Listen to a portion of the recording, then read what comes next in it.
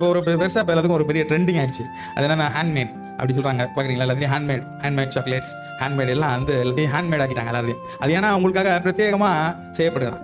நானே என் கையால் நானே உங்களை என்ன பண்ணுறேன், இதை உங்களுக்காக செஞ்சேன். இப்போ நிறையா சாரி கட்டுறவங்களுக்குலாம் தெரியும் ஹேண்ட்மேட். இல்லை 500 சேலை, ப்ளவுஸுக்கு 2000 ஹேண்ட்மேட். அல்லேலூயா. அதே மாதிரி ஹேண்ட்மேடாக ஆண்டவர் உங்களையும் என்னையும் செஞ்சிருக்கார். மற்ற எல்லாத்தையும் அவர் வார்த்தையினாலே உண்டாக்கிட்டார். நீங்களும் நானும் ஹேண்ட்மேடு. அல்லேலூயா. நீங்கள் விசேஷித்தவர்கள். அல்லேலூயா. எல்லாத்தையும் வார்த்தையினால எவ்வளோ பெரிய கடல், எவ்வளோ பெரிய சமுத்திரம், எல்லாத்தையும் ஹேண்ட்மேட். ஒரே ஒரு மனுஷன் அவனை ஹேண்ட்மேடாக்குறார். கையால் செஞ்சு தன் சுவாசத்தை அவன் நாசியில் ஊதுறார். அப்போ நீங்கள் விசேஷித்தவர்களவா?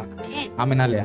அதனால நீங்கள் ரொம்ப விசேஷித்தவர்கள். நீங்கள் ஹேண்ட்மேடாக இருக்கீங்க. நீங்கள் என்ன சொல்கிறாங்க, நீங்கள் என்னை உருவாக்கி என்னை கொண்டு வந்து நிறுத்தினதுக்கு பர்பஸே வேற. அது வேற பர்பஸ். அதுக்காக தான் நீங்கள் என்ன கொண்டாந்துருக்கீங்க.